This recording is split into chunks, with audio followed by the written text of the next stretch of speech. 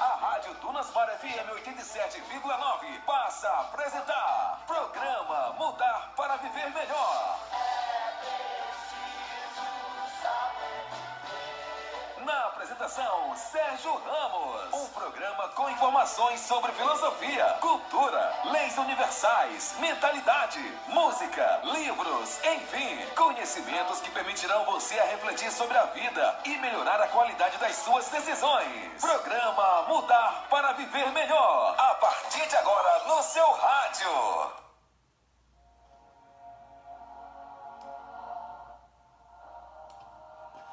Muito bem, hoje são 12 de junho de 2020, uma sexta-feira, né? Aqui nublado, parece que vai chover aqui na nossa cidade. Começa agora para toda a Tutóia e também para o Brasil e para o mundo, porque estamos na internet. Mais uma edição do programa Mudar para Viver Melhor, comigo, Sérgio Ramos, coach de desenvolvimento pessoal. E quando tudo parecer sem saída, venha para cá, que sempre encontrará uma ideia, uma sugestão, uma palavra, uma mentalidade que lhe poderá trazer insights e assim mudar sua perspectiva diante das suas questões e a partir daí, né, possibilitar encontrar as melhores soluções para os seus problemas. E em tempos de pandemia, a informação é sempre a principal ferramenta para você tomar a melhor decisão. E a melhor decisão é continuar se prevenindo através do isolamento, do distanciamento social, do uso de máscara, da higienização exacerbada, essas coisas todas. Um abraço, meu amigo Everaldo Fogaça.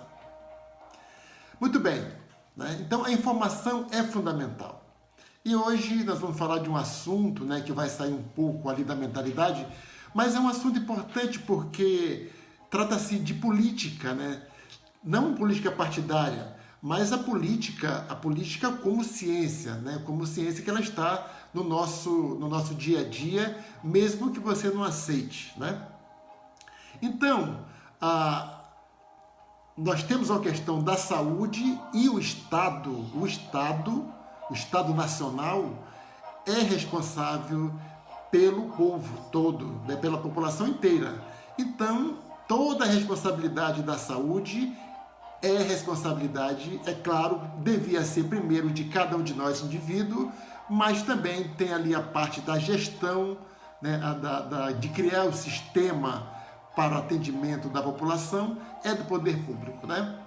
E em tempos de pandemia, isso fica ainda mais gritante, mais evidente, né? Você vê aí as dificuldades todas, né? E temos aqui uma questão muito interessante que já vamos tratar disso, porque, olha só, porque mudar para viver melhor não é só... Você tem que, quanto mais você vê o mundo, né? Vê as coisas como um todo, mais feliz você pode viver, porque você não pode ignorar certas coisas, né? Então você cuida da sua saúde, você cuida dos seus relacionamentos, mas existe um ambiente, e o ambiente, nós não controlamos o ambiente, né? Pelo menos todo o ambiente.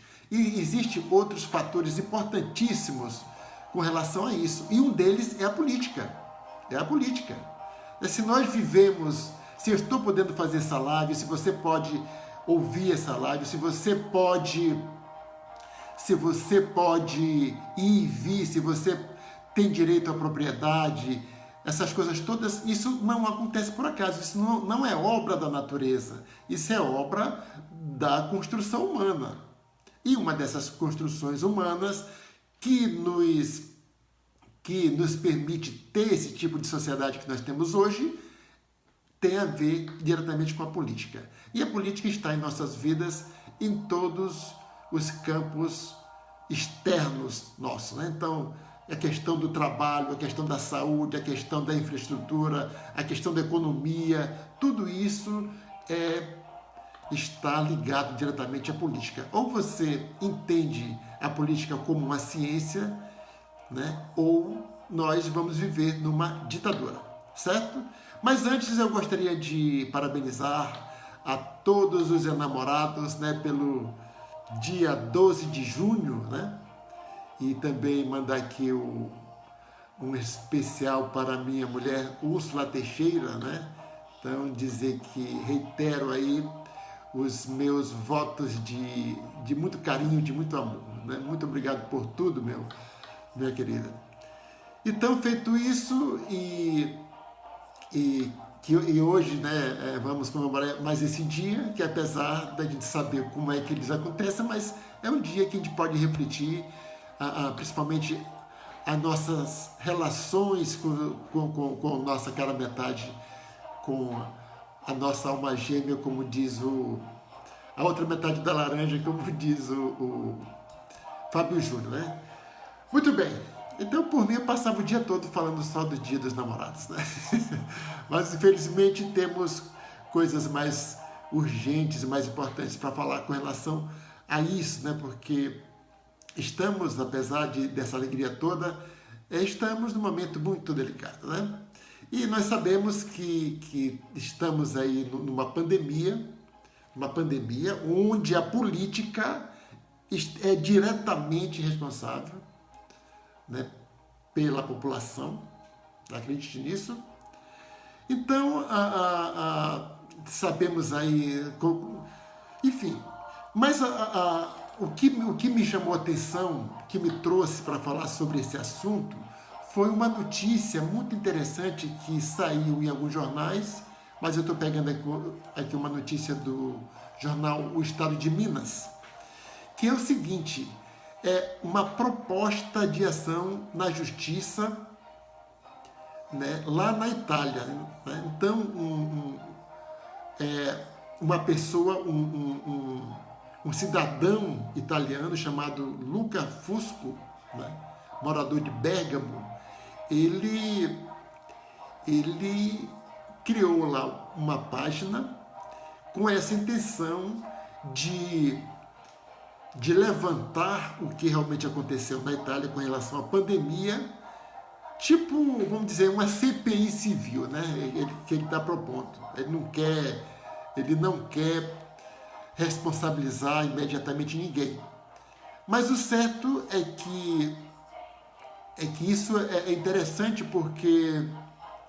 porque é preciso sim fazer esse levantamento e responsabilizar principalmente os gestores públicos como responsável maior pela população de todo mundo, né? E vimos aí, né, barbaridades, né, inclusive no nosso país. Mas não vamos falar disso diretamente, vamos falar disso como política pública, né?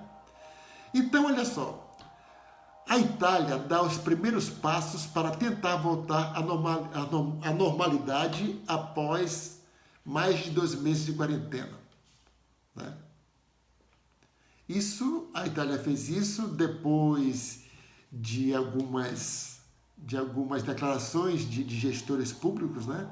Mas o certo é que é o seguinte: depois eles falaram algumas besteiras, né? Mas depois caíram na real e trataram a coisa como realmente deveria ser tratada, entraram em lockdown, né? Baixaram a curva de mortes e contaminação e só agora estão aí retomando gradativamente a normalidade. Aqui nós estamos fazendo o contrário, né? Eu falei ontem, aqui a curva está em ascendente vertiginosa e estamos falando em abertura da normalidade. Como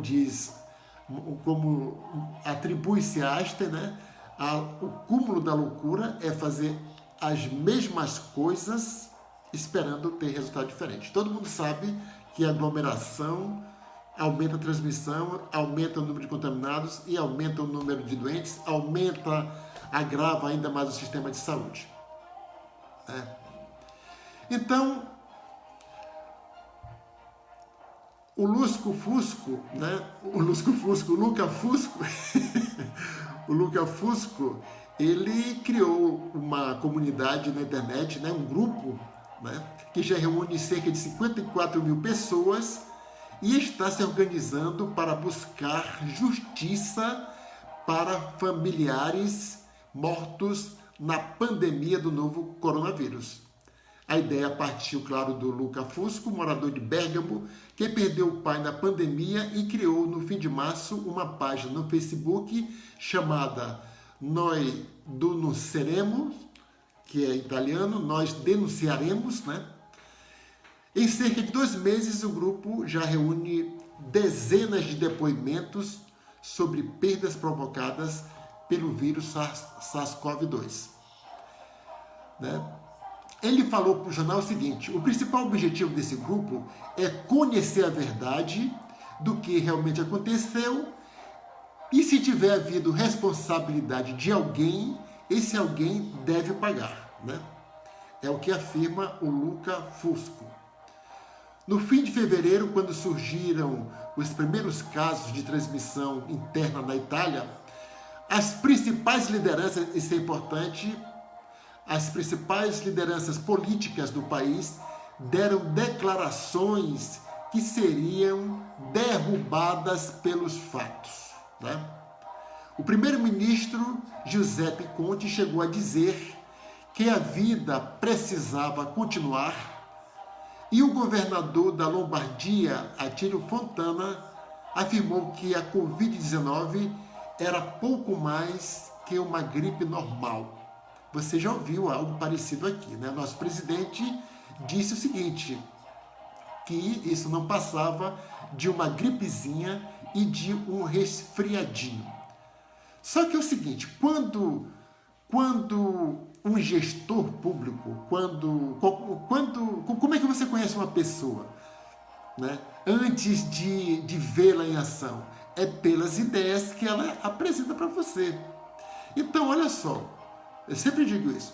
Eu acredito que existe a pandemia, eu acredito no SARS-CoV-2, eu acredito na Covid-17.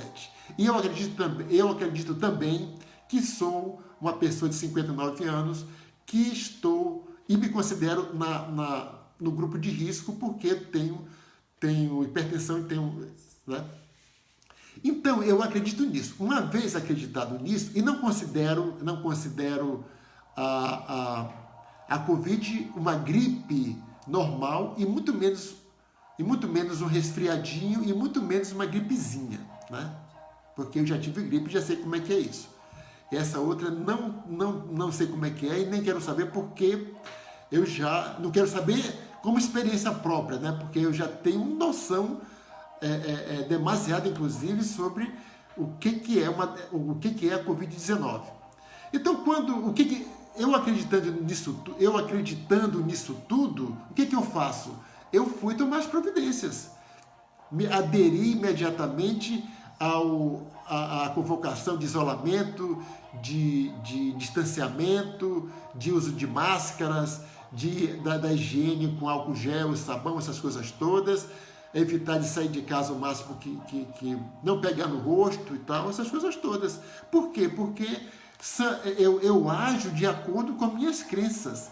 Se um gestor... Agora, olha só.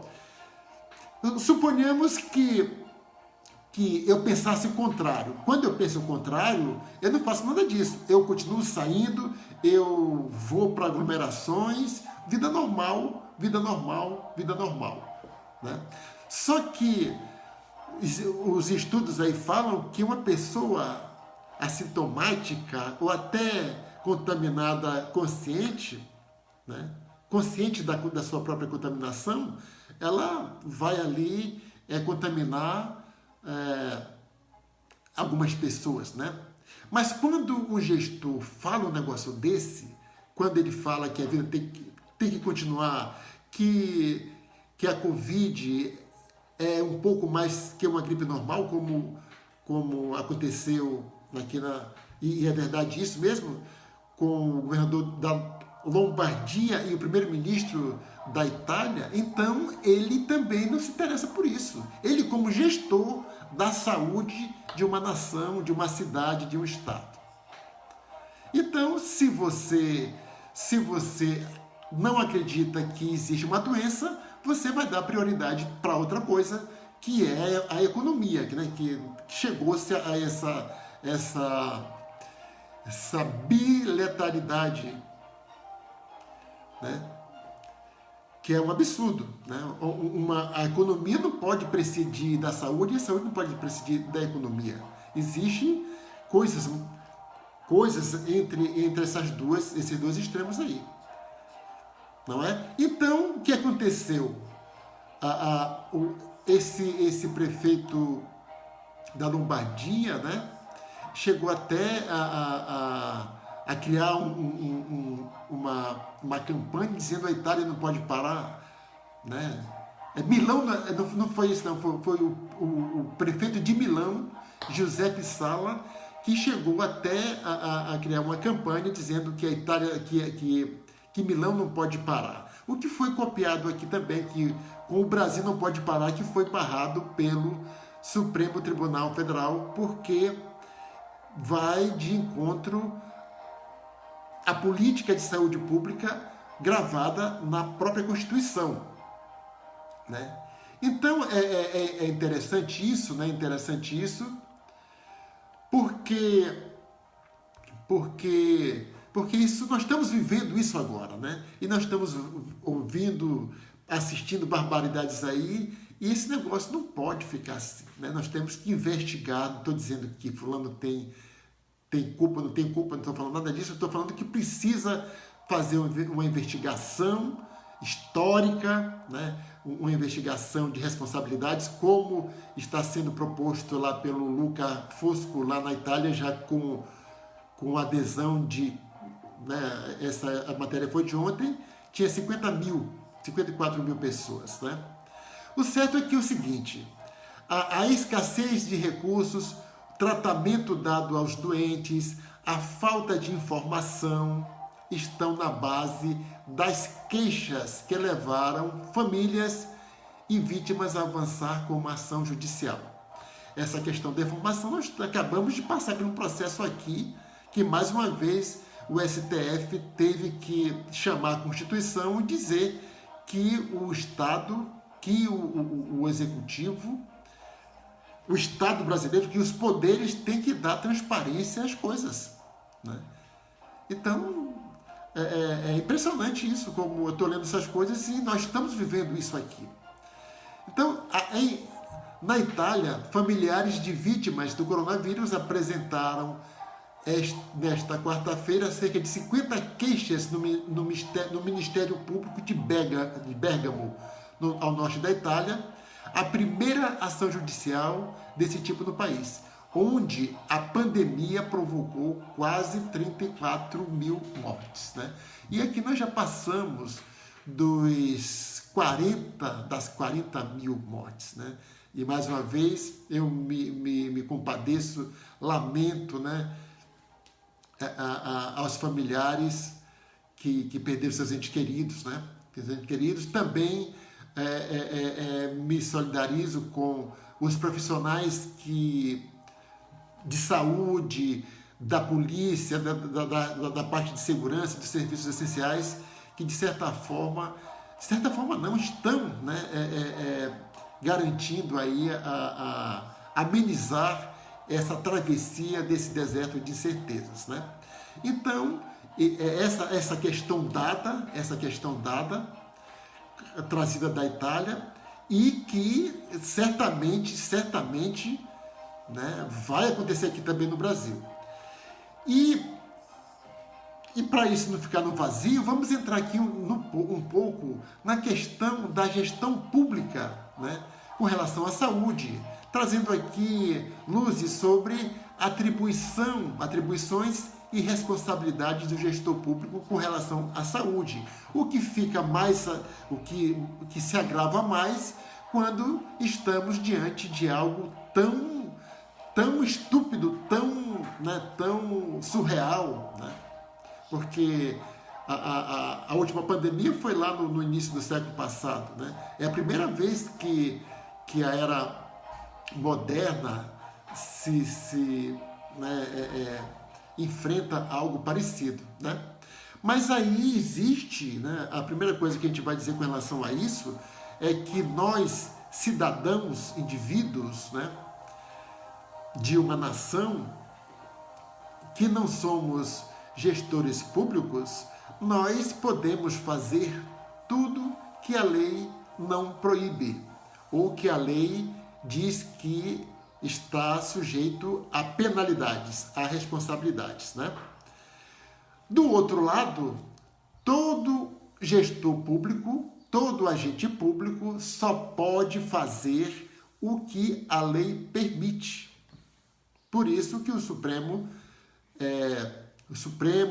o STJ, os tribunais, né, de acordo ali com o grau de competência de gestão de Estado, né, tem ali a presidência, que é o STF, o STJ, tem ali os governadores que chegam ali nos tribunais, e os prefeitos também, os deputados.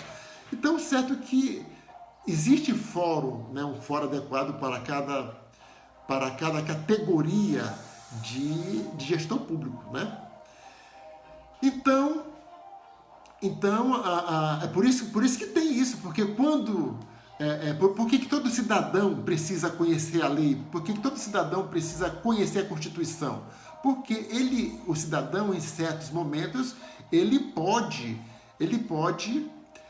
agir, né, contra um gestor público que está violando determinada lei. Nós temos esse direito e essa obrigação também, né? Então, a questão, né, você está vendo isso toda hora, então quando um gestor público faz uma lei que está contra a Constituição, então vem o STF e diz que aquela lei é inconstitucional e anula o ato do gestor. Isso é assim que funciona na democracia.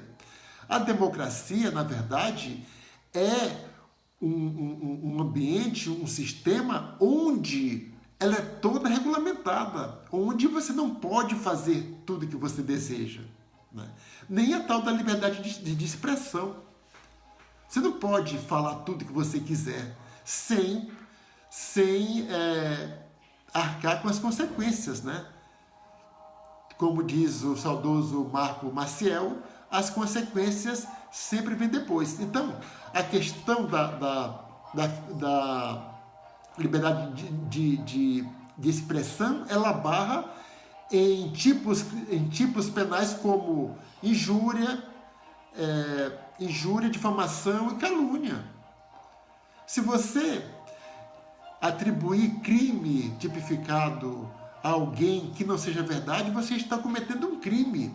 Então, essa liberdade de acusar alguém de um crime tipificado e que ela não cometeu, a sua liberdade de expressão está condicionada à ofensa do outro. O seu direito termina quando começa do outro. É assim que funciona.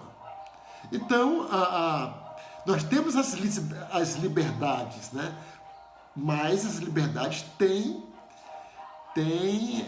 limites, têm regras, assim como todo esporte. O que diferencia um esporte do outro, para ficar aqui no negócio que a gente consegue visualizar com mais tranquilidade, com mais facilidade? O que diferencia um esporte do outro são as regras. Então, no caso do futebol, que é o nosso esporte mais popular, o gol não pode ser feito de qualquer maneira. O jogador não pode receber a bola se ele estiver à frente dos zagueiros.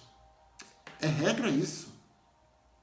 E todo mundo se dá bem ali, né? Porque você não pode derrubar a pessoa, né?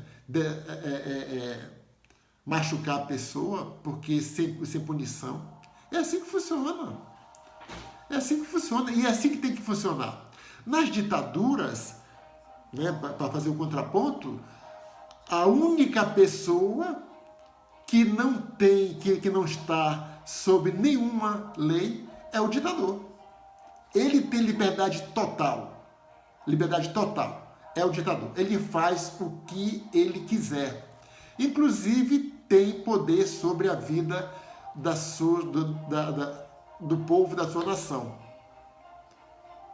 Foi exatamente por isso, né, que o poder absoluto dos reis tal, que começou aquele negócio da Revolução Francesa, aquele negócio todo, e a partir daí, sabendo que é poder demais para uma pessoa só, né, ter poder sobre a vida de tantas pessoas, a vida mesmo, o cara pode matar e está tudo bem.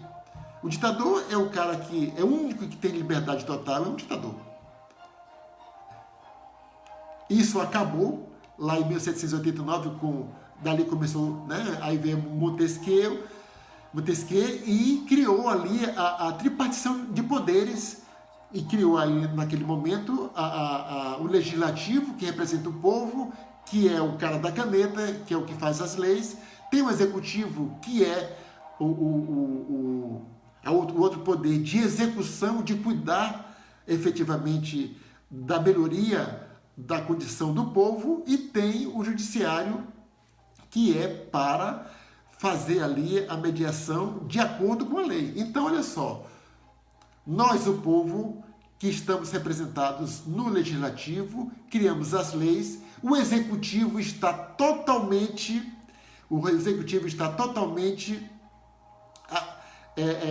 condicionado a essas leis, e o judiciário vai julgar qualquer ato humano que seja violação a essas leis. É assim que funciona. Então não tem poder maior nem menor. Eles são poderes harmônicos, porque um depende do outro. Então, se só o legislativo não fizer a lei, mas ninguém cumprir, está errado, né? E se o executivo fazer tudo o que ele quer, vira ditadura. E o judiciário não existiria nisso. Então, essa coisa tem que ser muito bem entendida. Então, se você diz que quer fechar o Congresso, se você quer fechar o judiciário, então preste atenção que você está abrindo mão do seu próprio poder. Certo? Porque quando fecha o judiciário e quando fecha o Congresso, o que sobra é ditadura. E na ditadura você não tem liberdade nenhuma, porque você está condicionado ao humor do ditador, né? Então, muito bem. Dito isso, não era nem isso, mas eu vou falar aqui de política como ciência, como uma coisa essencial, né? E vamos falar de democracia, vamos falar de ditadura, mas de forma conceitual, para que você entenda como é que isso funciona. Porque nós estamos em tempos aqui no Brasil que essas coisas estão realmente muito afloradas. E se o ministro, se generais das Forças Armadas se sente na obrigação de reforçar a existência de uma ditadura, é porque algo estranho está acontecendo, né? Muito bem. Então, nos últimos tempos, o setor público manifesta justificável preocupação para que se tenha uma gestão mais qualificada. Essa realmente deve ser a preocupação de todo gestor público, cada vez mais melhorar o serviço, né, para os cidadãos. Porque o único objetivo de um gestor público é melhorar a vida das pessoas em todos os aspectos da sociedade. Desde a economia até a saúde, né? Mas só que isso tem que ser pautado, né, pelos princípios que norteiam o direito público, que é a legalidade, a impessoalidade, a moralidade, a publicidade e a eficiência. Não é de qualquer forma que o gestor público faz as coisas, não. Você tem que... Vou repetir os princípios, né? Primeiro, a legalidade, a impessoalidade, a moralidade, a publicidade e a eficiência. Podia até colocar aqui eficácia, porque nem toda coisa feita eficiente é eficaz, né? Então, cumpre destacar que os perfis de atuação do gestor público e do gestor privado possuem características diferentes. Vamos aqui fazer um paralelo, só para você ter ideia de como o gestor público está, está amarrado às regras públicas, às regras do direito. O administrador privado também, mas tem umas coisas que o administrador privado pode fazer que o gestor público não pode. O administrador privado, por exemplo, ele atua sobretudo com uma visão de mercado, né? Sopesando as necessidades dos clientes, os recursos financeiros, humanos e materiais existentes, com vistas à maximização de resultados, fazendo com que objetivamente resultem em lucro. Então o gestor público não está preocupado com o bem-estar da população, ele está preocupado de resolver um problema específico de um determinado grupo de clientes, né? E ele, claro que ele também tem regras para isso, ele tem a CLT, ele tem todo o estamento jurídico, é a base de atuação do gestor privado. Mas só que ele não tem responsabilidade pela inteireza do cidadão. Então, se ele quiser, ele nem entra, ele nem é gestor privado, porque é opcional.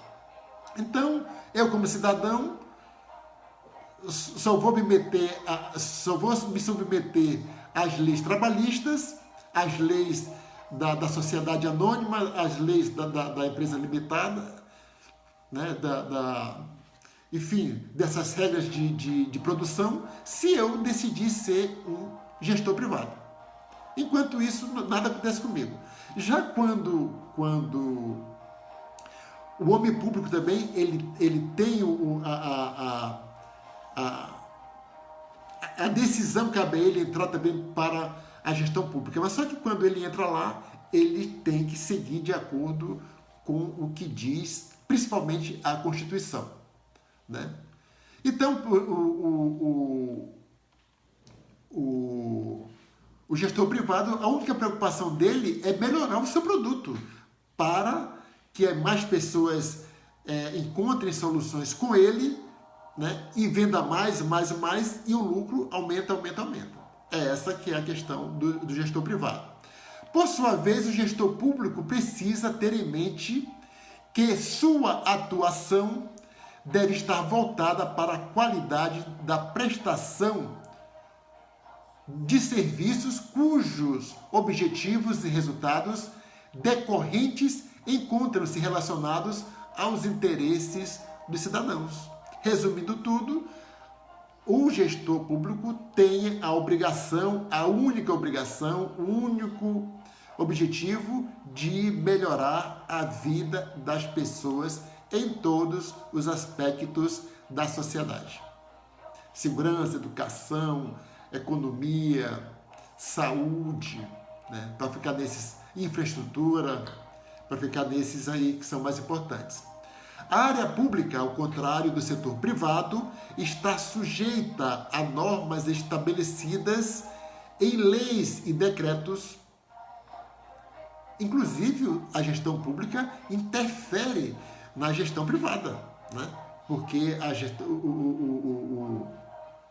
o público, né? a gestão pública, ela cria regras. Muito bem, está sujeita a normas estabelecidas em leis e decretos, cujas alterações não se dão nem facilmente nem rapidamente, pois dependem de pactos e negociações de natureza política para serem modificadas. Então, as empresas seguem ali a norma geral, né, das leis que organizam o setor produtivo, mas o gestor, ele tem autonomia, ele pode escolher o que vai fazer, quantas pessoas ele vai contratar, que tipo de profissional ele vai contratar, ele não precisa fazer concurso público, ele não precisa fazer processo disciplinar para demitir. Ele tem um poder maior sobre seus empregados, o gestor privado. Já ele pode comprar do jeito que ele quiser, de onde ele quiser. Ele não precisa dar satisfação à população sobre as coisas que ele compra ou deixa de comprar. Não precisa. Ele pode fechar a fábrica na hora que ele quiser, ele pode abrir quantas fábricas quando ele quiser, os estabelecimentos comerciais. Ele não tem que dar satisfação nenhuma para ninguém. E daria, tem ali a parte ética, mas assim, de modo geral, de grosso modo, não precisa, né? Por outro lado, a gestão pública, né, está sujeita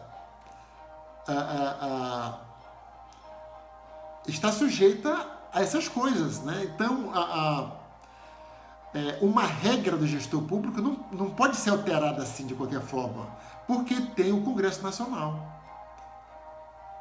Né? Ele não pode criar qualquer decreto de qualquer forma. Agora mesmo temos um decreto aí que dá poderes totais praticamente para o ministro da Educação apontar quem ele quiser como reitor de universidades. As universidades têm ali um protocolo de fazer eleição para a reitoria. Né? Então, isso é uma medida provisória antidemocrática que se passar, né, já o Congresso Nacional já mostrou que pode devolver a medida provisória para o Executivo, mas se passar, certamente ela vai para o Supremo e lá ela será derrubada porque é flagrantemente inconstitucional. Né? Então não pode fazer isso. Um gestor público não pode criar suas próprias regras que ofenda principalmente a Constituição. Então, a Constituição ela tem os seus próprios mecanismos de alteração. Existem os mecanismos de alteração das leis, das regras, que é projeto de lei, que manda para o Congresso, lá se vota aquele negócio todo, depois, dependendo da lei, isso vai também para o Senado, e lá se discute, o Congresso aprova a norma e vai para a sessão do presidente, que ele pode vetar, depois volta para o Congresso, que pode anular o veto do presidente. Então, existe aí uma regra muito bem definida com relação a isso. Não pode. Então, não pode comprar tudo, não pode comprar tudo assim, né? Você tem que fazer licitação. E agora nós estamos num momento especial, né? Que quando estamos aí em época de calamidade pública, que uma das coisas que esse estado de calamidade pública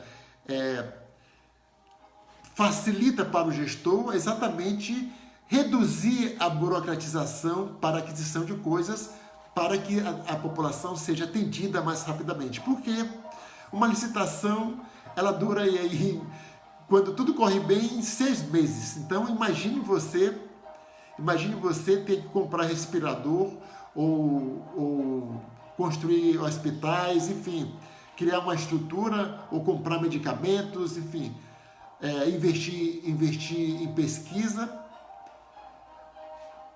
tendo que esperar 6 meses só para encontrar o fornecedor e aí começar o processo, né?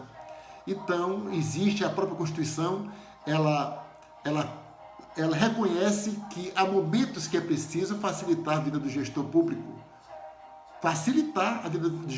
Mas tudo isso está sendo acompanhada pelos órgãos de controle, no caso dos prefeitos, pela Câmara Municipal, pelo Ministério Público, pelo Ministério Público, como é que Ministério Público, como é o outro? Enfim, as instituições de controle, né? Nos estados tem a Assembleia, também tem o Ministério Público, tem o Tribunal de Contas que eu queria falar. No Executivo Federal tem também isso, tem o Ministério Público, tem o Tribunal de Contas, tem a própria sociedade, tem as organizações, né? Tem a sociedade organizada, que devem cuidar disso, né? Então, isso quer dizer que não é porque está liberado é que vai ficar assim, não. Depois disso tudo, certamente terá o devido estudo, o devido resgate dos atos públicos para saber se houve, né, violações às leis, né? E, estamos vendo aí a Polícia Federal batendo nas portas de governos estaduais, né? Eu nem sei se isso é uma boa hora para fazer isso, porque isso só atrapalha o trabalho dos governadores para salvar a população. Mas eu não estou dizendo que isso tem que ficar assim, eu estou dizendo só que a hora pode não ser adequada, né? Pode não ser adequada. Porque quem se ferra com isso é a população. Porque o cara está no foco ali, evidentemente que pode ter erros, né?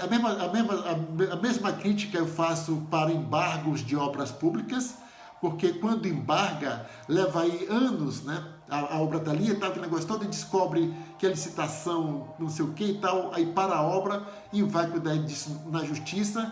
Quando retorna, às vezes é comum que a notícia, que a denúncia é falsa, que os indícios são falsos, e aí volta a liberar a obra, mas aí tem que dobrar praticamente o dinheiro público para restaurar o que já tinha sido feito, e isso custa muito mais para os cofres públicos, né? Então, eu não sei, salvo o melhor juízo, eu acredito que não seja essa, a não ser que o caso seja muito flagrante, né? E até porque nós estamos falando agora de risco de morte para a população, né? Então tá ali o cara focado naquele negócio que não é fácil para o gestor público. Eu nem queria, não sou gestor público porque não tenho essa capacidade de discernimento, de serenidade ali para lidar com tantas coisas ao mesmo tempo, né? E tendo o compromisso, a responsabilidade de cuidar da vida das pessoas e, como está acontecendo na Itália, sujeito a responsabilidades, né? Tanto do lado institucional, tanto do lado do próprio povo, como os italianos estão se organizando para entrar. Hoje já há, né, ações judiciais quando fica flagrante isso tudo. Mas estão fazendo isso agora, quando saiu do olho do furacão, quando a curva já está em descendente, né? Já chegou aqui no platô, que é o nível mais alto, e começa a descer. Aí essas coisas tem que vir à tona mesmo. Mas não na hora ali do olho do furacão, né, que eu diria trocar o pneu com o carro andando. Isso pode causar mortes. Isso atrapalha a vida das pessoas. Que nós já temos um sistema de saúde precário, né? E, surpreendentemente, precário, mas o SUS, que todo mundo esculhambava ali, eu sempre tive, olha, se pode até não funcionar totalmente, mas ele funciona. E você viu aí que funcionou ali, né, a duras penas, mas funcionou. Né? Mas isso é responsabilidade do gestor, né? Responsabilidade do gestor. Então, como disse, né, então, a área pública, ao contrário do setor privado, está sujeita a normas estabelecidas em leis e decretos, cujas alterações não se dão facilmente nem rapidamente, pois dependem de pactos de natureza política, para serem modificadas. Assim, a administração pública enfrenta dificuldades para resolver com rapidez os problemas da sociedade. E, como eu falei, em tempos especiais como esse que nós estamos passando, também outro momento especial é tempo de guerra, né? Então, agiliza-se, abre mão ali de certa burocracia para que a administração pública resolva com rapidez um problema específico ali da sociedade, que, nesse caso, é cuidar da população, criando estruturas para o atendimento, criando procedimentos de prevenção, enfim, né? Do ponto de vista prático, há uma pressão cotidiana para que existam mais e melhores serviços, o que reflete uma expectativa de solução imediata de problemas urgentes, pois o público sempre espera da administração pública o melhor atendimento às suas demandas, como o uso eficiente de recursos e total transparência dos seus atos. Total transparência dos seus atos. O gestor privado não precisa estar dizendo, ele apresenta um balanço no final do mês, do final do ano, público, por causa do... E nem é toda empresa que é obrigada a isso, principalmente as empresas que têm ações, né, para os acionistas conhecerem como é que está sendo a empresa. Agora, o setor público não. A cada ato tem que dar publicidade. Por isso que existe os diários oficiais do município, do estado e também da própria no Diário Oficial Federal. Porque tudo que ele fizer, né, tem que estar declarado em algum lugar, para que o povo possa saber se está tudo correndo muito bem, né?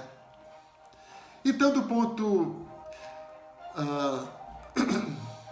com a questão da transparência, né? Então, a Carta Constitucional recepcionou a saúde como direito de cidadania e, juntamente com a legislação infraconstitucional dela decorrente, ou seja, existe a Constituição e toda lei deve originar da Constituição, que se dá o nome dessas leis infraconstitucional. Estabeleceu progressivas e importantes responsabilidades aos gestores do sistema público de saúde, sem, contudo, deixar de realçar o novo protagonismo da comunidade, especialmente através da sua participação em conselhos de conferências de saúde, etc. Então, na Constituição de 1988, existe uma seção exclusiva para a saúde, né?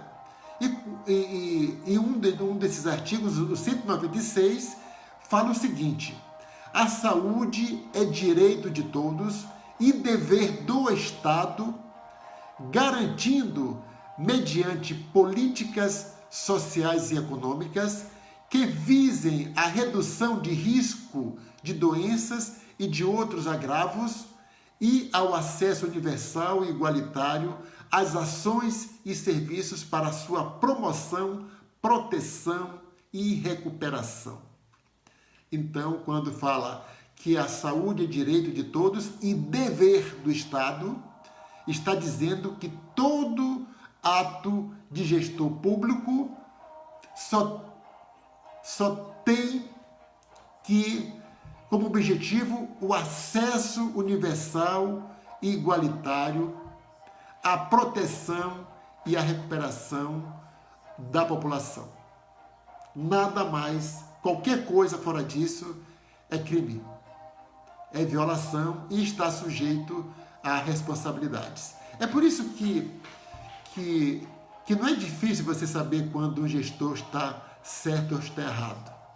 O que é comum hoje é você pegar o partido e julgar o gestor pelo partido, pela ideologia política. E está errado. Se você quer ser um crítico honesto, né, honesto com você mesmo, você tem que ver a Constituição, você tem que ver as leis. Porque o que rege todos os políticos Não é ideologia, é o Estado de Direito. É o direito público. Então, se você quer saber se algum gestor público está violando a lei, está violando alguma coisa, você tem que ter a Constituição ou qualquer uma outra lei, um Código Civil, um Código Penal, né, e tantos outros códigos por aí, para saber se o cara está errado ou está certo. O resto é subjetivo, é questão de opinião. Mas o que importa mesmo é a nossa fiscalização. Quando fala em órgãos fiscalizadores, não é pela cultura do responsável. O presidente do Tribunal de Contas não precisa ser evangélico, não precisa ser católico, não precisa ser torcedor do Corinthians. Ele precisa conhecer as leis para poder fiscalizar o executivo. Os vereadores não precisam ter a cultura deles ali, importa quando vai fazer alguma lei ali e tal, mas a cultura dos agentes públicos não podem alterar o Estado de Direito. Não pode. Não pode. O Estado brasileiro é laico. É laico porque, diferentemente dos poderes absolutos, né, dos senados e até dos ditadores, né, o próprio rei naquela época, ele era o próprio Deus. O rei era o cara que falava com Deus. Então, ele governava a população em nome dele próprio e também em nome de Deus. Isso acabou, não existe isso. O gestor público tem o objetivo de melhorar constantemente, diuturnamente, as condições de vida da população de acordo com os princípios democráticos, já que nós estamos numa democracia, apesar de estar ameaçada, né? E isso vai ter consequências legais no futuro, claro, não vai ficar assim. Ontem mesmo aconteceu uma coisa muito interessante lá nos Estados Unidos, né? Nos Estados Unidos. Lá o presidente, ele acha que é o próprio Deus, né? Tanto que tem gente aqui no Brasil que acha o Deus Trump, né? Só que isso não existe. Não existe Deus na Terra. E o general, que ele é o comandante supremo das Forças Armadas dos Estados Unidos, ele acompanhou o presidente Donald Trump para fazer umas fotos segurando a Bíblia em frente de uma igreja. Só que, para o presidente chegar nesse local, a polícia teve que reprimir uma manifestação que estava sendo feita, né, em função de um crime de racismo, né, que foi o caso do George Floyd, né, que todo mundo está acompanhando aí, que ganhou o mundo todo, né?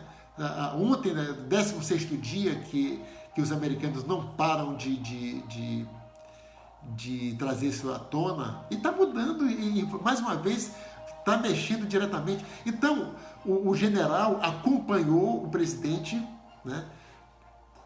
Acompanhou o presidente nessa patuscada e também mandou reprimir aquela manifestação que era pacífica para o presidente passar para tirar foto. Ontem, ele gravou um vídeo pedindo desculpas ao povo americano pelo seu ato inconsequente, né? Isso porque ele sabe que violou um dispositivo da Constituição. Porque as Forças Armadas, elas devem cuidar do Estado de Direito e não a um governante. Não é dever das Forças Armadas fazer política. E o que aquele general fez junto com o Trump foi política. Não tem errado. E que os militares tem o dever de Estado. Está lá na Constituição bem direitinho, né? Chegou até a cogitar-se que as Forças Armadas brasileiras poderiam ser um tipo de poder moderador, que aconteceu isso lá no início da República. Não. As Forças Armadas não são poder. Os 3 poderes constitucionais são o Legislativo, representado pelo Congresso, o Executivo, representado pelo Presidente da República, e o STF, que é o Judiciário, que é representado pelo STF. As Forças Armadas são a força de defesa do Estado brasileiro, de acordo com a Constituição. Mais uma vez, essa ideia foi derrubada também no Supremo. Então, toda vez que o Supremo tem que decidir, né, reiterar isso, porque não tem dúvida nenhuma, então existe alguma coisa que está atacando a Constituição, né? Então, já terminou o tempo aqui, né? Impressionante como o tempo passa, como é bom fazer esse programa. Então, eu vou ler aqui mais um artigo, 197. São de relevância pública as ações e serviços de saúde, cabendo ao poder público dispor, nos termos da lei, sempre assim, nos termos da lei, nos termos não sei o quê, nos termos da Constituição, sobre a sua regulamentação, fiscalização, controle, devendo sua execução ser feita diretamente ou através de terceiros, também por pessoa física ou jurídica do direito privado, né? Então, isso aqui acho que ficou claro, né, que os atos e consequentes de gestores públicos, fora de pandemia, ou principalmente na pandemia, né, estão sujeitos a responder por seus atos, né? E eu espero que no Brasil, quando tudo isso acabar, também siga os exemplos dos italianos e façam a investigação, e façamos a investigação para saber se esses quase 800 mil casos, essas mais de 30 mil óbitos, se isso poderia ter sido abreviado, se isso poderia ter sido... enfim, se os números poderiam ter sido menores de que isso tudo, né? Porque a OMS, a Organização Mundial de Saúde, por mais que você não reconheça isso como um poder, né, mas é uma instituição que cuida da saúde de modo geral. Se a pandemia é uma doença comum em todos os lugares, é importante que concentre, né, as coisas, até porque a OMS sozinha não cria procedimentos. Tudo isso é feito, ela tem acesso às melhores pesquisas, aos melhores estudos científicos, e a partir disso ela sugere que os países procedam daquela forma, né? E olha só, os países que estão saindo agora praticamente seguiram as determinações, as orientações da Organização Mundial da Saúde. E os países que não estão, né, que há dúvidas, né, entre gestores, né, porque a maioria dos governadores, né, estão ali, tal, mais votado ali, mas tem uma pressão, uma pressão com mais poder, que é o contrário, né?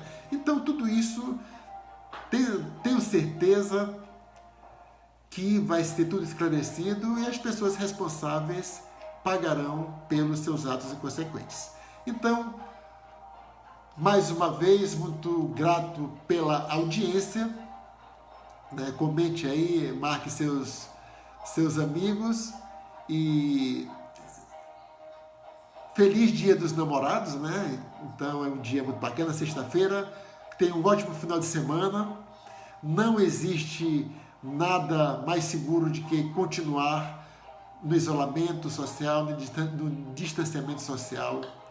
Não existe nada melhor do que isso. Porque não existe medicamento que cure a doença, no máximo alivia os sintomas, né? E também não há vacina, né? Então, uma vacina que tem, inclusive, participação do governo de São Paulo, a previsão é só para junho de 2021. Então, não há, até porque não tem tempo hábil para isso. O programa de ontem eu falei sobre isso. Dá uma olhadinha aí no YouTube, lá no nosso canal Sérgio Ramos Mudar para Viver Melhor, ou aí mesmo aqui no meu perfil, ou na página Mudar para Viver Melhor aí no Facebook. Então, tenham todos um bom final de semana e até segunda-feira, se Deus quiser. Você ouviu o programa Mudar para Viver Melhor com Sérgio Ramos pela Tunasmar 87,9 FM.